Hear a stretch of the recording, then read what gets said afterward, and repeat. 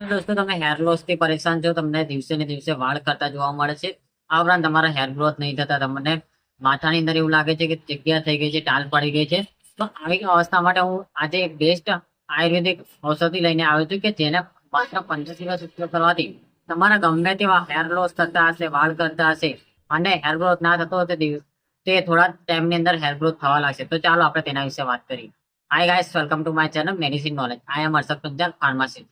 દોસ્તો, આજના વિડીયો હું વાત કરીશ, તમારે બગીચામાંથી જાસૂદના ફૂલ લાવવાના. જાસૂદના ફૂલ ઘરે લાવીને તેને ધોઈ નાખવાના. ધોઈને પછી ત્યારબાદ આમળા લેવાના છે. આમળાની તમે જો તમારે એ વન ટાઈમ પેસ્ટ બનાવી હોય તો એક આખું આમળાના ટુકડા કરી નાખવાના છે, ઝીણા ઝીણા ટુકડા કરવાના છે.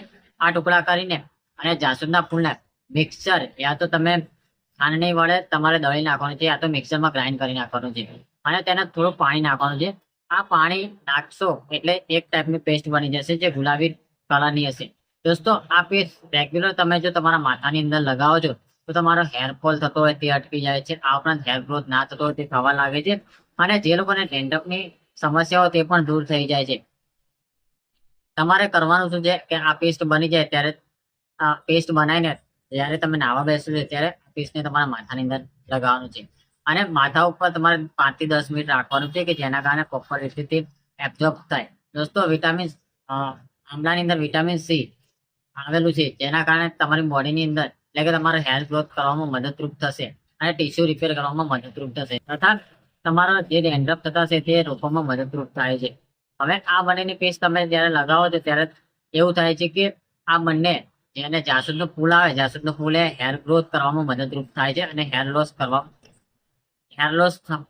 નથી થતું. એટલે કે હેર લોસ તમે રેગ્યુલર લગાવશો તો તમારો હેર ફોલ અવશ્ય રોકાઈ જશે અને હેર ગ્રોથ થવા લાગશે. માત્ર 15 દિવસ તમે આ રેગ્યુલર પેસ્ટ લગાવો છો, તમારો વાળ કરતા બંધ થઈ જશે અને નવા વાળ આવવાની શરૂઆત થઈ જશે. તથા તમને જો કહેવામાં આવે કે તમને ડેન્ડ્રફ થઈ જતું હોય એટલે કે ખોડો થઈ જતો હોય તો તેમાંથી પણ રાહત જોવા મળશે. અને જે લોકોના વાળ નાની ઉંમરની અંદર વ્હાઈટ આવી ગયા હોય તેવી અવસ્થામાં આ જો પેસ્ટ રેગ્યુલર લગાવશો તો તમારા વાળ કાળા થઈ જશે. તો દોસ્તો, આજના વિડીયોમાં આપણે આ હોમ રેમેડી વિશે વાત કરી કે જો તમારે હેર ગ્રોથ ના થતો હોય, હેર ફોલ થતો હોય તો તેના માટે કઈ પેસ્ટ લગાવવી તેના વિશે વાત કરી. તો દોસ્તો, મારો વિડીયો કેવો લાગ્યો, સારો લાગે તો શેર કરો, સબસ્ક્રાઈબ કરો અને કમેન્ટ કરો. આવતા વિડીયોમાં નવા વિડીયો સાથે ફરી મળીશ.